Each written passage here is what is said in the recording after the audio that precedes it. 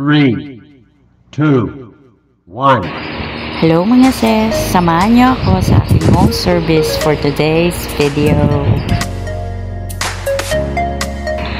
Ang pupuntahan ko nga ay ang dati kong regular client nung nagtatrabaho pa ako sa salon. Malapit lang yon, dito lang sa Esrembo, Makati. At eto na, nandito na nga tayo. Kaya ayan, basang-basa ako ng pawis. Grabe kasi ang init, no? At pagkapasok ko nga ay sinimulan ko na ang una kong client. Ayan, magla-lashbat na tayo. Para naman matanggal ang mga excess oil at residue sa kanyang pilik mata. Isa kasi ito sa mga importante kapag nag-eyelash extension ka. Napansin ko rin kasi na mas maganda kapag na-shampoo at nabanlawan ang lashes ni client. Lalo na yung may mga mascara pa. At saka mas nagiging madali maglagay ng lashes kapag na-wash mo muna yung lashes ni client. Pagkalagay ko nga ng eye patch ni client, naglagay na rin ako ng primer. Makakatulong kasi ang primer sa retention ng lashes ni client. At pagkatapos ay kailangan tuyuin natin siyang maigi bago ka magsimulang magkabit ng eyelash extension. At eto nga, sinimulan ko ng kabitan ng eyelash extension si client. Usually, nagsisimula ako sa inner part kasi dyan ako laging nahihirapan, yung inner na yan. At saka dun sa gilid, sa outer part. Nandiyan din kasi madalas yung dikit-dikit na pilik mata ni client or yung mga ekis-ekis. Kaya yan ang inuuna kong lagyan. Para yung dun sa gitna ay madali na lang lagyan yon. At eto na, tapos na kaagad. O diba, ang bilis. And kung makikita nyo nga, ay suklay lang ako ng suklay dyan. Kasi tinitignan ko kung may matatanggal o malalagas dun sa mga kinabit ko. At dito ko rin chine-check kung talagang matibay yung pagkakakabit ng mga lashes na nilagay ko. Pagkatapos nga, ay dito naman tayo sa left side ng eyelashes ni client. Kung mapapansin nyo, sa outer part man ako nagsimula. At inuuna ko muna yung unang sizes na kinakabit ko. Ganon kasi ako magkabit per size. Kayo ba mga ka-lash tech? Anong trip nyo? Charot lang. Siyempre iba-iba naman tayo ng trip kung anong paglalagay ang gagawin natin, diba? Ika nga kanya-kanyang trip yan. Walang basagan ng trip. Ayan nga, naharangan na nga ng kamay ko ang pilik mata ni client.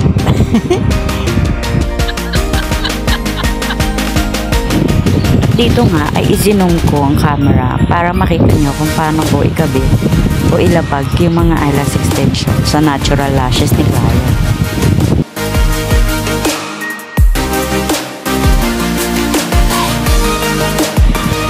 Ayan, tapos na. Tatanggalin ko na lang yung mga tape na nilagay ko. At bago ko nga tanggalin yung mga tape ni client, ay naglagay din muna pala ako ng bonder. Para yun, ma-cure yung glue ng eyelash extension ni client. At saka tumibay na din.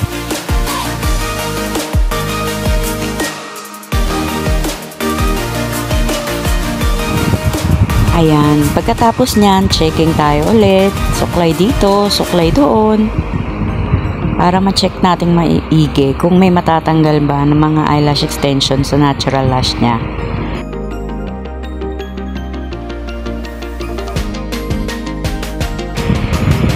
At ayan, nagmulat na nga si client. At natutuwa siya doon sa ginagamit kong mini fan. Kasi may salamin din yon. Buksan mo lang ang mata at ika'y mamamanga. See them pretty ladies in the club tonight. Pati ka pa kasi maganda, yeah right. Itapon mo ang nakaraan, bye-bye. Body just stop wasting your time. Huwag mo na kasing pilitin pa. Buksan mo lang ang mata at ika'y mamamanga. See them pretty ladies in the club. At dito nga, sinimulan natin yung pangalawa nating client. Ayan, syempre, magla-lash bath ulit tayo. Shampoo. Pagkatapos niyan, magbabanlaw naman tayo. Kailangan banlaw na banlaw. Ganyan. Medyo struggle nga ako sa pangalawang client na ito kasi kung makikita nyo naman, dilat siya ng dilat. Pagkatapos yung pilik mata niya ay galaw ng galaw. Tapos kasi may baby siya. Lapit ng lapit yung baby niya kaya napapadilat siya. Nilagyan ko na nga rin siya ng eye patch gel. At pagkatapos niyan, ay lalagyan ko na rin siya ng primer and bonder. At sa mga nagtatanong, ay ang gamit kong primer at bonder ay ang sa Jenny Lush. O diba? Pero hindi yun sponsor ah. Kaya Jenny Lush, baka naman.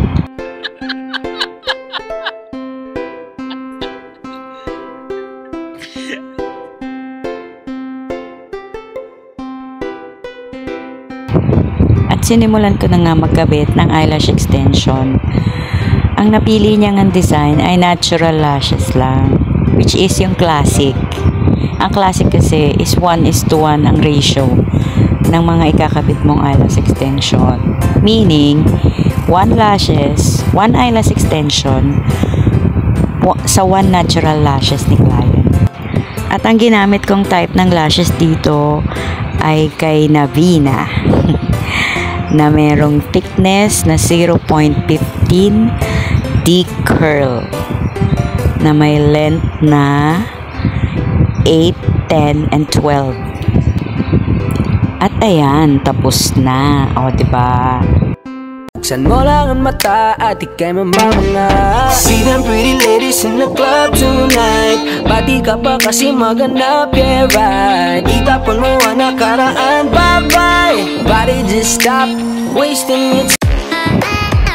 At pagkatapos ay simulan na rin natin si third client. Ayan, lash bath tayo ulit using Lush shampoo. Sa Jenny Lush din po ang gamit kong lash bath.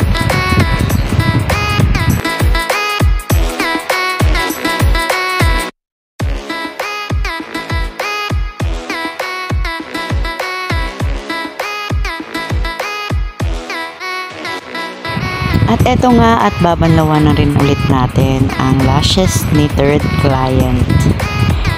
Kailangan banlaw na banlaw maigi and then kailangan ma-dry ng mabuti bago malagyan ng eye patch gel.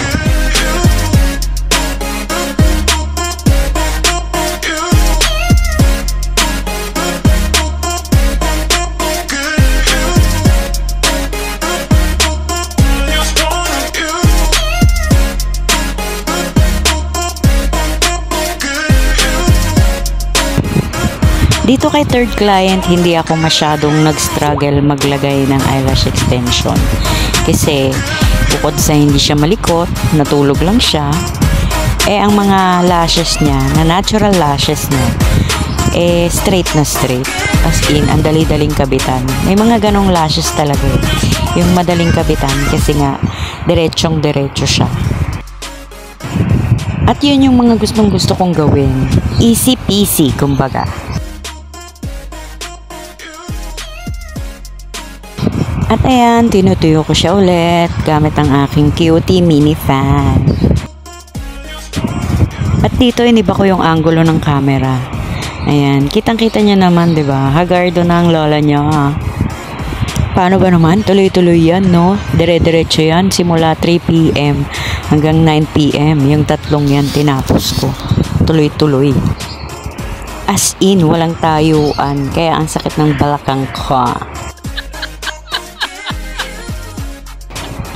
Pero syempre, sulit naman kasi nag-tip sa akin si client. Pagkabigay nga ng bayad instant nawala yung sakit ng balakang ko. O diba, ang galing.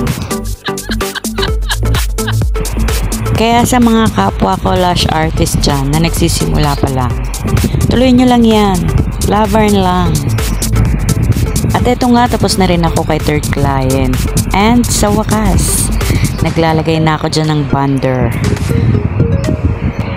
Sabi ko nga sa isip ko finally, makakatayo na rin ako.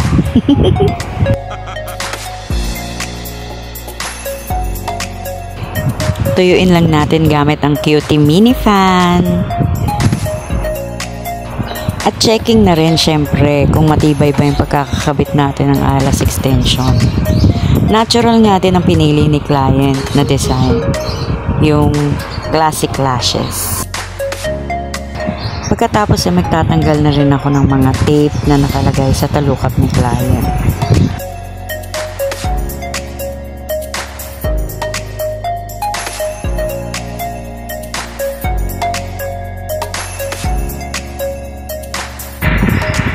At syempre, checking ulit para make sure na wala talagang nalalagas.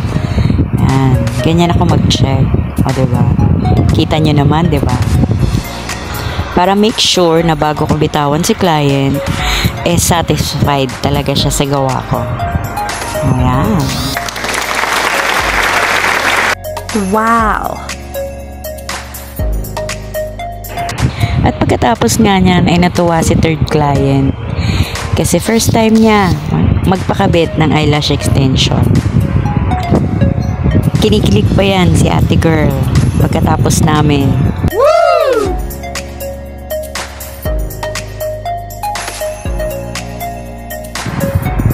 And here is the final look. Buksan mo lang ang mata at ika'y mamamanga. See them pretty ladies in the club tonight. Pati ka pa kasi maganda, yeah right. Itapon mo ang nakaraan, bye-bye. Body just stop wasting your time. Huwag mo na kasing pilitin pa. At dahil ginabi na nga ang lola nyo, kaya nag-book na ako ng joyride. At uwian time.